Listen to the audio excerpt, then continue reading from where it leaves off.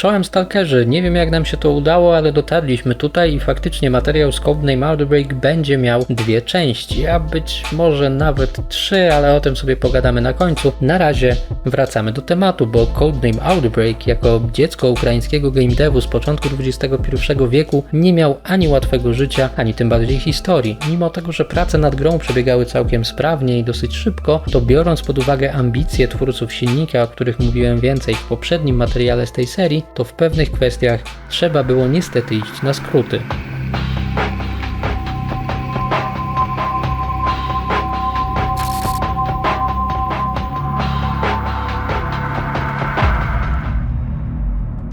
Znacie Guido Henkela? To jest producent pewnego bardzo znanego RPG z końca XX wieku, Planescape Tormenta. Okładka gry wyglądała tak. No i wbrew opiniom, które jakimś cudem nawet dzisiaj można znaleźć w internecie, chociaż będziemy mówić o informacjach, które można z łatwością znaleźć, postać widoczna na tej okładce nie jest modelem 3D, a odpowiednio ucharakteryzowanym aktorem. Problem polega na tym, że kiedy nadszedł dzień zdjęć, z których jedno miało wylądować właśnie na okładce, to okazało się, że zakontraktowany model ma problem z terminami i najzwyczajniej w świecie nie zamierza pojawić się w studio zaklepanym przez Interplaya. W trakcie niedługiego posiedzenia, na którym deweloperzy próbowali postanowić, jak z tego wybrnąć, jeden z twórców spojrzał na Guido i zaproponował, by to on został modelem, skoro i tak miał już tam jakieś marginalne doświadczenia z pozowaniem. I w ten sposób producent Planescape Tormenta stał się poniekąd twarzą Planescape Tormenta. Bardzo podobnie było z Venomem, bo jak pamiętacie, nazwa gry została zmieniona z uwagi na problemy prawne i ukazała się w 2 nieco odmiennych wersjach w krajach WNP i reszcie świata. Zachód dostał okładkę dość neutralną, żeby nie powiedzieć nudną, natomiast wschód dostał rozwrzeszczanego wojaka w futurystycznym sprzęcie. Do czasu premiery gry żołnierz zdążył już zostać jej symbolem, powiedzmy, a także pojawić się w intrze, do którego za moment dojdziemy. Ten wojak to nikt inny jak Andrzej Prochorow, jeden z członków zespołu pracującego najpierw nad Venomem, potem nad Stalkerem, a ostatecznie szef studia tworzącego gry z serii Metro. Tak z perspektywy czasu patrząc, może i okładka Venoma w jakimś stopniu jest kultowa, ale chyba przy innych okładkach z podobnego okresu, nie wspominając już o starszym Tormencie, wypada po prostu słabo. Intro wprowadzające nas w wydarzenia jest bardzo dynamiczne i bardzo głośne. Na ekranie dzieje się sporo, a wszystkie te kwestie wykrzykiwane zdyszanym głosem przez bohaterów wypowiadają pracownicy GSC, którzy dla lepszego efektu zrobili sobie wcześniej kilka rundek po filmowych schodach, by się nieco zmęczyć przed nagraniem. Całość rejestrowana była w siedzibie firmy, nie w żadnym profesjonalnym studiu i to też oczywiście słychać, chociaż akurat w przypadku intra maskuje to muzyka, gorzej natomiast jest już w samej grze. Don't shoot! Please don't shoot, I'm not infected! Większość recenzentów to wytknęła, ponieważ wszystkie kwestie mówione nagrywane były albo przez samych deweloperów, a przynajmniej tych, którzy całkiem nieźle znali angielski, albo przez ich znajomych, czy tam jakąś bliską rodzinę. Kwestie mówione po angielsku brzmią strasznie sztucznie, choć być może nie jest to poziom legendarnych, bazarowych tłumaczeń, na jakie natrafić mogliśmy w Polsce jeszcze na początku XXI wieku, to jest już niebezpiecznie blisko niego. Nieco inaczej prezentuje się kwestia polskiej, ale też czeskiej wersji językowej. Polska, która wyszła 30 kwietnia 2002 roku, przygotowana została przez firmę Manta Multimedia, no i generalnie można powiedzieć, że nie odstaje ona w wyraźny sposób od innych spolszczeń wydawanych w tamtym okresie.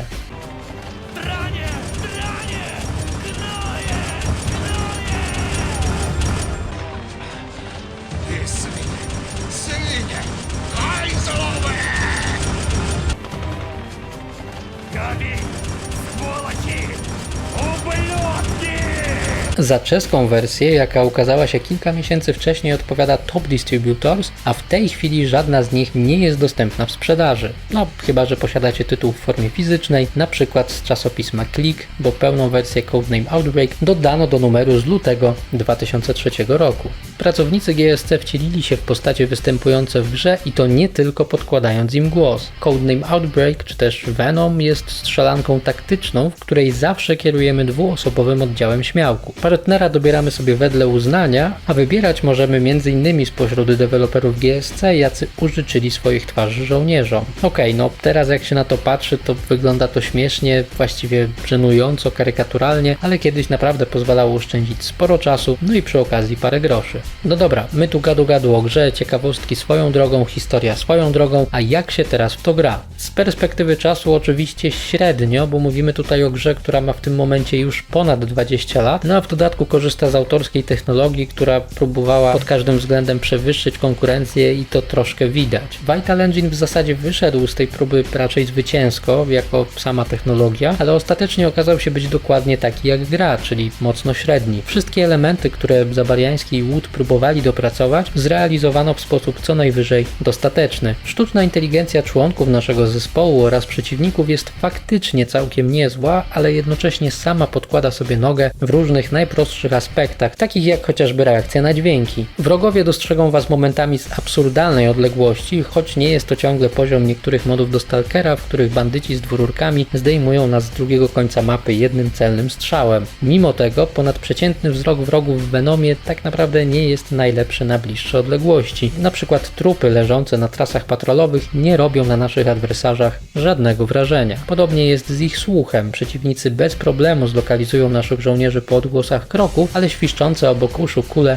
niespecjalnie im przeszkadzają. Twórcy, a przede wszystkim Siergiej Zabariański, chcieliby Codename Outbreak było na tyle realistyczne, na ile jest to tylko możliwe. W tym celu zrezygnowali z broni konwencjonalnej w tradycyjnym tego słowa znaczeniu i klasyczny dla tamtych czasów arsenał zastąpili tylko jedną pukawką, która w zależności od potrzeb mogła być automatem, granatnikiem, snajperką, strzelbą, do wyboru do koloru. Po wybraniu oręża w modelu coś się przesuwa, coś wysuwa, coś chowa, no i voilà, karabin zamienia się w granatnik. Całkiem fajny bajer, który nie wygląda źle również teraz, choć w kwestii realizmu oczywiście stoi na tym samym poziomie, co tony pukawek noszonych na grzbiecie i nawet ta futurystyczność gry niespecjalnie ten pomysł ratuje. Ratuje go za to mikrofon kierunkowy przytwierdzony do broni na stałe. W tytule, w którym wrogowie mają świetny wzrok, możliwość obserwowania ich i jednocześnie podsłuchiwania z większej odległości bardzo się przydaje. Niejednokrotnie będziemy mogli zlokalizować wraże stwory tylko po wydawanych przez nich odgłosach, co z kolei pozwoli podjąć sensowne decyzje, no i oszczędzić sobie ciągłych loadingów, których i bez tego naoglądacie się całkiem sporo. Prawda jest taka, że Codename Outbreak nie było łatwą grą w 2001 roku i nie jest łatwą grą teraz. Kulka w łeb zabija tak wroga, jak i naszego żołnierza. Sztuczna inteligencja, która kieruje naszym towarzyszem, ogólnie nie jest zła, choć zdarza jej się robić głupoty, przez co szczególnie w dalszych partiach przygody trzeba go będzie wyciągać z opresji. Można przełączać się pomiędzy naszymi wojakami i oczywiście ułatwić sobie troszkę ratowanie partnera, ale czasami potrafi to doprowadzić do pasji. No i faktem jest też to, że debiutancka strzelanka GSC oczywiście ma klimat i to całkiem sporo klimatu, ale jednocześnie bardzo szybko go traci. Kiedy poznajemy większość sztuczek stosowanych przez oponentów, walka szybko zaczyna być męczącym obowiązkiem, a słaba jak polska piłka nożna fabuła nie zachęca do odkrywania kolejnych kart tej historii. Po bodajże 14 poziomach dostajemy kiepawe zakończenie w postaci kilkunastosekundowej słabej animacji i napisy końcowe. Tutaj pierwszy na liście jest oczywiście Grigorowicz, ale zobaczymy też nazwiska wielu osób, które w czasie, kiedy przeciętny gracz przechodził Codename Outbreak po raz pierwszy, już pracowały nad stworzeniem Stalkera. To m.in. Anton Bolszakow, oczywiście Prochorow, Ilja Iwaszczenko, Siergiej Karmalski, Oleg Jaworski i kilku innych. No i teraz chyba czas na najważniejsze, podsumowujące powiedzmy ten materiał pytanie. Czy Codename Outbreak to dobra gra? Tak, zarówno w swoich czasach, jak i nawet dzisiaj broni się kilkoma rozwiązaniami, choć jednocześnie jest we wszystkim zbyt zachowawcza, by zostać ponadczasowym klasykiem, jaki zapisał się w pamięci większości graczy, a nie tylko grupki zapaleńców. Być może zabrakło tu umiejętności, być może chodziło po prostu o wyprodukowanie bezpiecznej gry na trudne czasy kryzysu, no to są rzeczy, których już się raczej nie dowiemy. Natomiast jeśli będziecie mieli okazję zagrać i nie odrzuca was przestarzały gameplay tytułu ze średniej półki i to bądź co bądź już ponad 20-letniego, to wydaje mi się, że warto spróbować, bo może być to całkiem ciekawe doświadczenie. Grę w tym momencie dostaniecie za niewiele ponad 20 zł, a przy okazji różnych wyprzedaży jej cena jeszcze drastycznie spada. Wydaje mi się, że to oraz brak polskiej wersji jest tak naprawdę niewielką ceną za zobaczenie, jak zaczynał Stalker, bo to właśnie Vital Engine ZL i Venom, czy też Codename Outbreak przetarły szlak dla X-Raya i kolejnej produkcji GSC, której pierwsze buildy uderzały w te same, jeśli nie jeszcze bardziej futurystyczne tony. To jednak jest już opowieść na inny czas, tak samo jak to, co stało się z Woodem i Zabariańskim po odejściu od GSC, jak wyglądał Vital Engine 2 i dlaczego twórcom ostatecznie nie udało się osiągnąć żadnego znaczącego sukcesu. Gdybyście byli zainteresowani kontynuacją tego tematu, dajcie znać w komentarzach, być może kiedyś nad tym pomyślimy, niczego nie obiecuję. Tak czy siak jest to cała historia, jaka stoi za Codename Outbreak, grą, która być może nie jest idealna, nie jest wybitna, ale nawet dzisiaj ma sporo rzeczy, które mogą się podobać. Trzymajcie się, do następnego, dobre polowanie, Stalker.